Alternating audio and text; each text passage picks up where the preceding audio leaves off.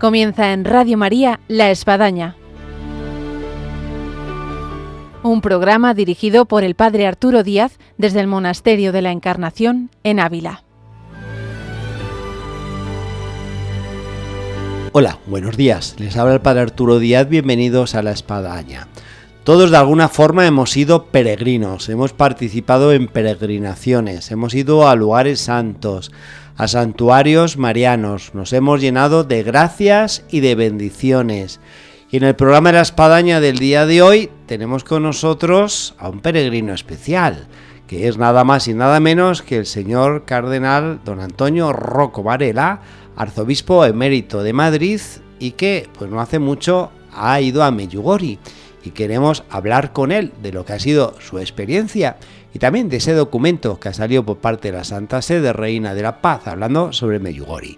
Bienvenidos a este programa, digámoslo así, de peregrinos.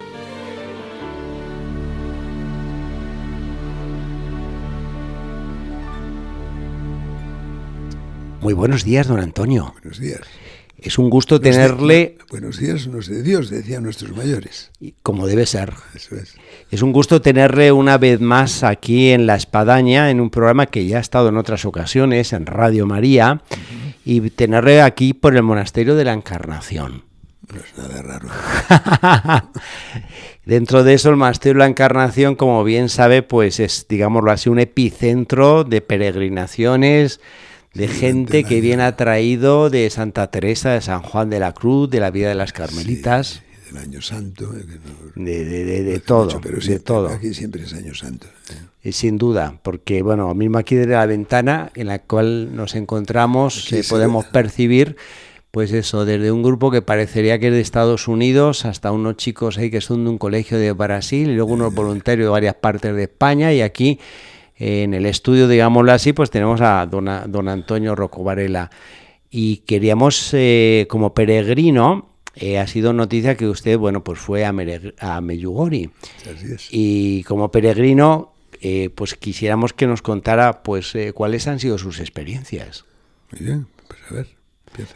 Pues yo le diría, siempre uno como peregrino, a la hora de hacer la mochila, la maleta, pues va así con una idea de lo que espera encontrar. ¿Usted qué ha encontrado en esta peregrinación? Bueno, la hipótesis de que va uno con una idea, pues no siempre es igual, ¿eh?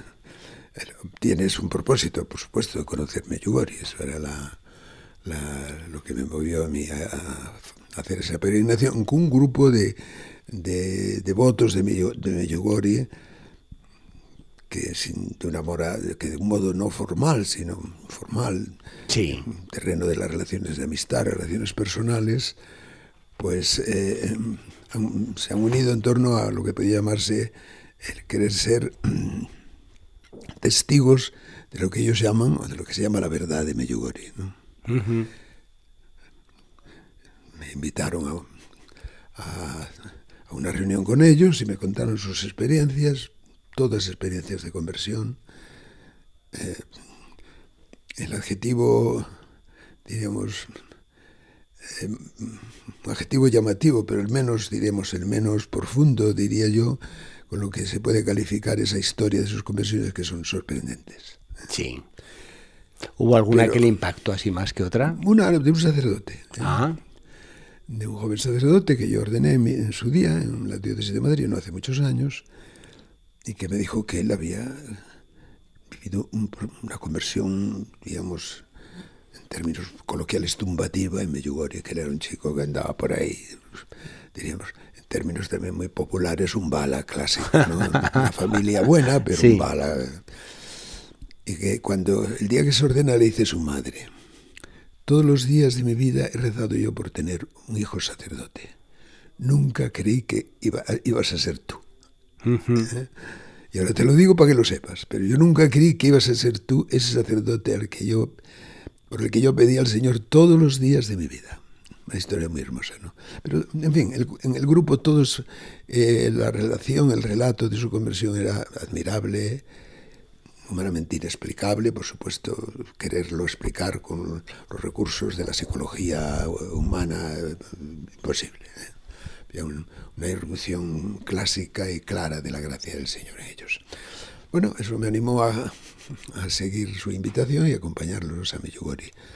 Hasta entonces, pues la postura de la Iglesia con respecto a Medjugorje era, por una parte, un poco contradictoria, porque los obispos de la región, incluso cuando existía la vieja Yugoslavia, la Conferencia Episcopal Yugoslava se había pronunciado negativamente sobre la verdad de las apariciones. Sí. Los franciscanos que atendían, sin embargo, que eran los párrocos de ese lugar, desde hacía siglos, y que les habían acompañado a los cristianos en esa zona de la Dalmacia, que una región del Imperio Turco desde la conquista de Constantinopla en 1452, nunca los habían dejado solos en la guarda de su fe, en la atención pastoral de sus familias, dentro de un clima hostil que les llevó en muchos casos a lo largo de la historia al martirio. Entonces, esos franciscanos decían que sí. Por lo menos el párroco, a los pocos meses de que se suceden las apariciones en el año 1982, 81, sí. Dicen que les cree a los 6 videntes, 5 chicas y un chico, que es verdad, la Virgen se les aparece. Bueno, pues con esa situación, pues hombre, hacer una peregrinación a Medjugorje tenía sus aspectos, diríamos, que para un obispo que vivía con una responsabilidad de pastor de una diócesis grande como la de Madrid, muy, diríamos, muy compleja, pero a la vez muy rica en carismas, en formas de la entrega al Señor, como seglares o consagrados o sacerdotes, pues te exigía prudencia a la hora de avalar con tu presencia pues un hecho que, diremos, eclesialmente no estaba netamente definido, ¿no?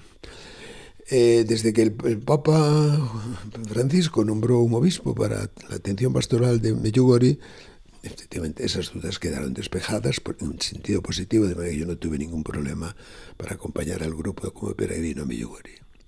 ¿Y usted ahí con qué se ha encontrado? Porque también como peregrinos... Con un lugar en que solo la actividad que uno percibe es la de la oración.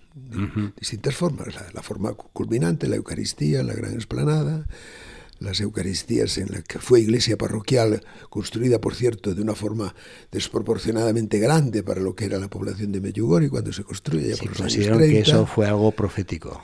Pues la verdad es que uno se inclina, por lo menos hay una cierta verosimilitud a la hora de hacer la historia de la iglesia. Bueno, nosotros la misa para los peregrinos españoles, el día que estuve yo allí, que me tocó, fue el segundo día, pues no tuvimos sitio en la iglesia parroquial, estaba totalmente ocupada. Celebramos la misa en un gran salón, una gran sala de los edificios, de los varios edificios que rodean la iglesia parroquial. Y bueno, empezando por ahí, por lo tanto, después las confesiones, es impresionante el lugar de los confesionarios, y no solo el lugar, sino los centenares de sacerdotes que están confesando a centenares y posiblemente millares, no sé si al día, por supuesto más de 1000 seguro, ¿no? En esos días, que eran días, por cierto, de mal tiempo, de lluvia, había mucha gente confesándose. Luego la peregrinación a los lugares de las apariciones, la famosa la subida a la cruz por un camino pedregoso que yo ya a mi edad ya no pude. Y más con lluvia, vamos, peligroso. No, y aunque no hubiese lluvia, pues el riesgo no era posible físicamente. Luego la adoración al Santísimo, que es perpetua. Luego los lugares de encuentro de los posibles grupos en los distintos locales los locales que se han construido en el entorno de la iglesia parroquial. Luego, pues también lo que podríamos llamar los Vía Crucis al aire libre, los rosarios al aire libre, con sus estaciones a lo largo de un gran espacio de bosque muy hermoso, que se sucedían grupos tras grupos, hablando todas las lenguas conocidas, ¿no? Pues al final uno dice, ¿cuál es la impresión de Medjugorje? Pues un lugar donde se reza muchísimo, donde no se hace otra cosa. Y orar de las distintas, desde lo más sencillo, de la oración personal, la más sencilla de las comunitarias, el Vía Crucis, el rosario, hasta las más culminantes, que son pasando por el sacramento de la penitencia y la celebración de la Eucaristía. Habrá quizás digámoslo así, Todo de alguna eso forma. Con un tono mariano, vamos, totalmente embargante, diría. Sí. En la historia de Medjugorje ahora salió el documento por parte de la Santa Sede, Reina de la Paz. Sí, es un documento sí. En el que se habla de los frutos de Medjugorje en estos años, de la interpretación de los mensajes, de las desviaciones, de testimonios de los fieles, de vivencias de la adoración, confesión, misa. ¿Este documento podrá marcar así como un antes y un después de Medjugorje? Sí, ciertamente sí. De todos modos, ese acto de gobierno pastoral del Papa nombrando un obispo para Medjugorje ya era un antes y un después, ¿eh? Pero efectivamente ese gesto quedó confirmado por el documento publicado, Reina de la Paz, que es como se presenta a la Virgen en las primeras apariciones. Nada extraño, porque es un lugar y un tiempo donde todavía los ecos de la Segunda Guerra Mundial estaban plenamente vivos en esa zona de Europa, ¿no? Y donde el régimen político, un régimen comunista no sometido a Moscú, como los estados, diríamos, de la llamada órbita soviética, al otro lado del telón de acero, desde que terminó la guerra hasta el año 89, que cayó el muro y además el telón a la vez, el muro de Berlín y el telón que separaba Europa en dos mitades a la vez. Pero que era un régimen comunista riguroso. Sí. Y un estado en que es poco artificial, porque se había compuesto comunidad política terminada la Primera Guerra Mundial con virtud del Tratado de Versalles, el Tratado de Paz de Versalles, que se acuerda bajo la actuación decisiva y diríamos no cuestionable del presidente Wilson de los Estados Unidos de América, que lleva consigo la destrucción de lo que se llamaba el Imperio Austrohúngaro, que llegaba en su dominio político pues hasta esa zona de los Balcanes, que había sido empezaba a dejar de ser otomana, turca, pues con la victoria de los aliados en la Primera Guerra Mundial. Turquía había sido aliada de Austria y de Alemania, y entonces nace Yugoslavia como un mosaico de culturas, habían sido razas, naciones, nunca habían sido estados, siempre habían estado unidos en torno a la cabeza imperial. La Edad Media no había estado en el sentido estricto de lo que significó la palabra Estado en el derecho político, en el derecho público, ¿no? Esta peregrinación, don Antonio, usted tuvo ocasión de charlar, de contactarse con alguno de los obispos, prelado, párroco. No, es decir, yo iba con un sacerdote de Madrid, con el obispo que está allí, sí, tuvimos una larga entrevista. Llegamos por la tarde, el atardecer del día X, no me acuerdo exactamente ahora, me parece que fue el día de septiembre, y por la mañana estaba yo hablando con el obispo, que había pertenecido al cuerpo diplomático de la Santa Sede, una conversación interesantísima, también para conocerle a él. A mí me pareció una persona muy virtuosa, muy bien formada teológicamente, con mucho sentido pastoral para saber lo que estaba ocurriendo, lo que había ocurrido. ¿Y qué tipo de referencia le dio acerca de lo que estaba ocurriendo? Bueno, pues que estaba ocurriendo es que a ella se había abierto una especie de fuente extraordinaria de la gracia y que había que beber de esa agua, ¿no? Sí. Y ya el problema del discernimiento exacto de las apariciones, bueno, pues hombre, parece, tampoco me lo confirmó él, no recuerdo que me lo hubiese confirmado. Hay también un antes y después de la comisión pontificia que estudia el fenómeno, que instituye Benedicto XVI y que preside el cardenal Ruini. Sí. Y luego, parece que lo que yo he oído, tampoco no quiero yo darle un valor, diríamos, de verdad científica o histórico-científica, que las primeras apariciones han impresionado mucho a los investigadores y que, en fin, no hay una declaración oficial de que se consideran como auténticas, o por menos que permiten un juicio claro y neto de que sean auténticos, no lo dicen, callan, pero parece que es lo que se desprende de ese informe, ¿no? Y ya las otras apariciones, pues queda un cierto suspense. Lo que significa el documento es que nihil obstat, es decir, que también el resto del proceso de apariciones, pues no hay nada contra la moral, contra la fe, y que de ahí están saliendo frutos muy buenos de vida cristiana, de conversión, etcétera, ¿no? Ciertamente es una de las cosas que, vamos, yo siento que el Papa Francisco ha querido con Medjugorje encauzar, que es la atención pastoral. Es decir, oye, aquí se juntan más de 1 millón de peregrinos, aquí es el confesionario del mundo, como que esto requiere realmente una atención en sacramentos, un gobierno pastoral espiritual directo, porque los franciscanos son un buen grupo, me parece que son 15 o 16 jóvenes de muy buen estilo, primero franciscano, pero también sacerdotal, y que están entregados totalmente al cuidado pastoral de los peregrinos a Medjugorje, que son los que siguen llevando Medjugorje, ¿no? Pero que el obispo, haya un obispo como este, yo creo que un nombramiento a mí me parece muy acertado, pues le da naturalmente, primero, la autoridad pastoral está próxima, ¿no?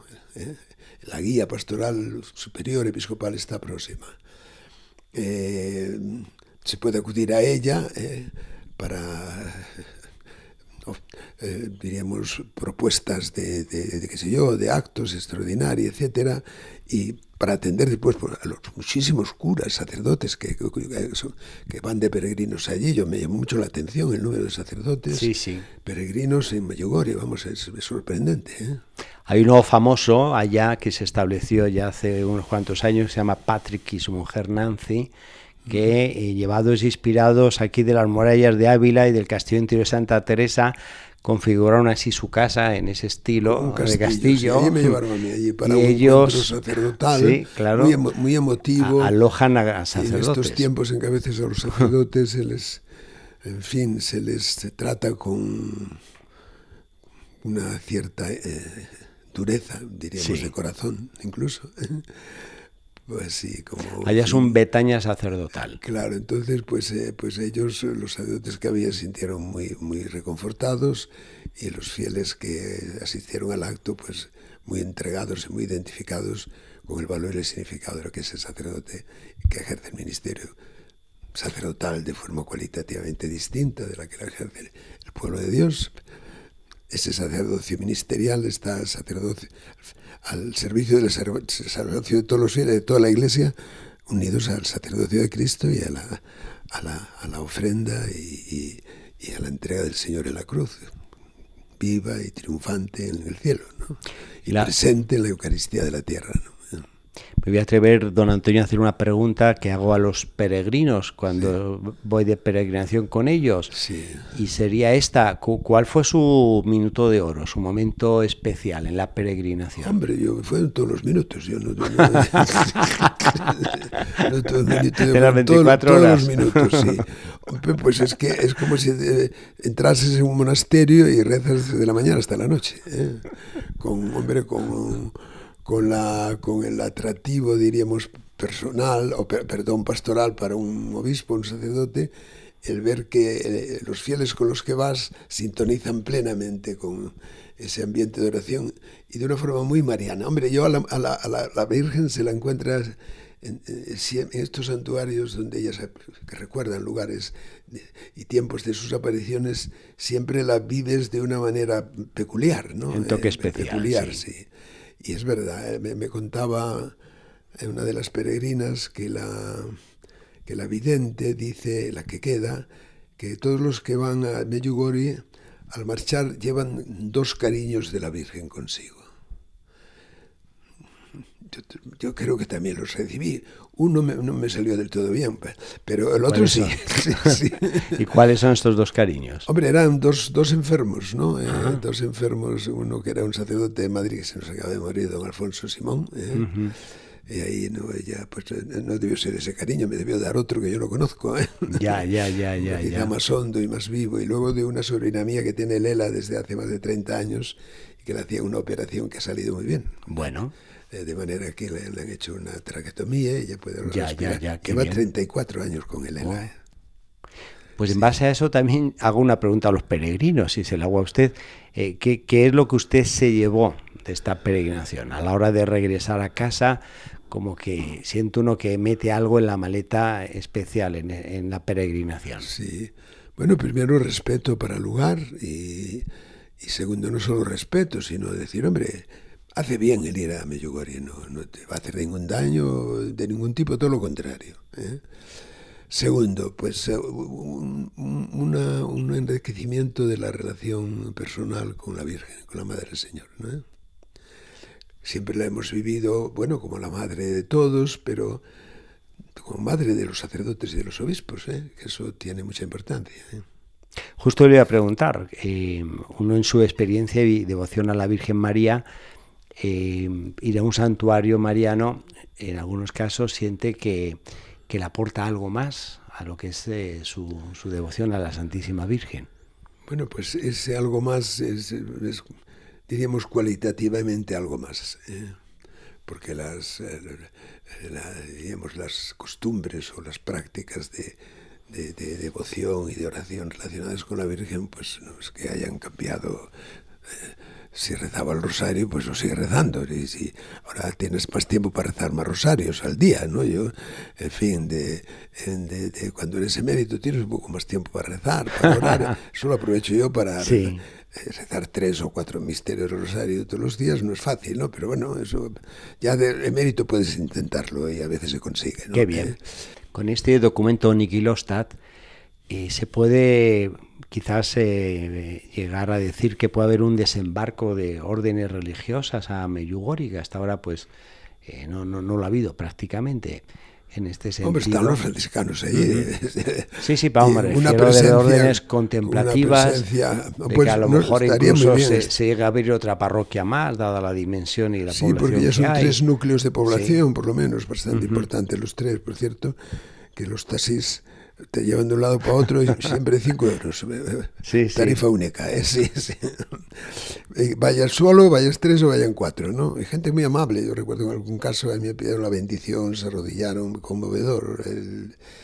Conmovedor a la experiencia de los taxistas de Medjugorje. Sí. Ya. Fueron días que llovía mucho en Medjugorje, o algunos de ellos. ¿Y qué recomendación y sugerencias daría para quienes están preparando una peregrinación a Medjugorje, sea sacerdotes que están quizás organizando algún grupo, como sea tal vez fieles? Hombre, que dicen, yo creo pues que voy o no voy. Se ve que es una aparición de la Virgen, un momento preciso de la historia de la Iglesia y del mundo, sobre todo de Europa. El Concilio Vaticano II se está aplicando. Lleva más o menos 10, 15 años de aplicación, muchas dificultades prácticas y también a veces teóricas. Curiosamente el concilio concluye su gran documento sobre la Iglesia, el Lumen Gentium, con el capítulo sobre la Virgen. Es como si ella quisiera echar una mano a la Iglesia en ese momento, ¿no? Y segundo, que pensasen, por lo tanto, en qué medida toda esa riqueza del Vaticano II la están viviendo de verdad, en toda la hondura de lo que nos descubre sobre el misterio de la Iglesia, el misterio del hombre, la relación Iglesia-mundo, los grandes documentos sobre la vida consagrada, el sacerdocio ministerial, el obispo, también la vocación de los laicos en la Iglesia, etcétera, ¿no? Y segundo, en un momento en que Europa estaba a punto de que la gran división del telón de acero se iba a acabar. 7 años más tarde, 8 años más tarde, se cae el telón de acero. Y en que el papel jugado por los católicos y por sus obispos, por el arzobispo Wojtyła, el Papa San Juan Pablo II, fue decisivo, ¿no? Y un año después, el mismo año del atentado que sube el Papa en la Plaza de San Pedro, el 13 de mayo, por lo tanto, el Día de la Virgen de Fátima, que de una manera milagrosa se resuelve, ¿no? quizá esas apariciones de la Virgen o el fenómeno de Mariano de Medjugorje que nace en ese momento, pues hay que vivirlo con esa perspectiva. Tenemos que ser fieles al concilio, de verdad, de verdad. Y segundo, tenemos que ser fieles a lo que nos pide el Señor en una Europa que sale de un momento tremendo de su historia, donde se ha negado a Dios radicalmente y que si quiere ir adelante tiene que buscar la ayuda de la Madre de Dios, de la Madre del Hijo de Dios y de la Madre de la Iglesia. Muy bien, don Antonio, pues ha sido un gusto compartir como peregrino estas experiencias, estas vivencias, estas recomendaciones. Pero no podemos olvidar que somos radicalmente peregrinos, todos. Y máxime quien es gallego y ha estado de arzobispo en Santiago de Compostela. Y obispo 18 años, sí. Es todo un sello, sí, todo claro. un sello. Yo me acuerdo especialmente de la Jornada Mundial de la Juventud del año 89, que fue prácticamente la primera en la historia de las jornadas mundiales, con San Juan Pablo II, y donde la Virgen jugó también su papel muy importante. Muy bien, don Antonio, pues quedamos Gracias. para otro programa. Si Dios quiere. En otro momento. Muy bien, hasta la próxima, si Dios quiere. Donna dell'attesa e madre di speranza, ora pro nobis. Llegamos así al final de nuestro programa del día de hoy de La Espadaña, en que hemos tenido un invitado de honor, el señor cardenal don Antonio Rocco Varela, arzobispo emérito de Madrid, que nos ha podido relatar esas experiencias vividas en Medjugorje y también pues comentar algunos aspectos y ese documento de la Iglesia Reina de la Paz. Un programa muy interesante de peregrinos el que hemos tenido hoy. Y quedamos como siempre emplazados con todos nuestros oyentes hasta el próximo viernes, Dios mediante.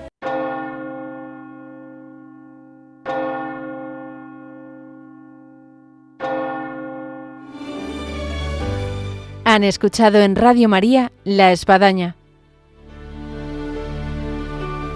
un programa dirigido por el padre Arturo Díaz desde el Monasterio de la Encarnación en Ávila.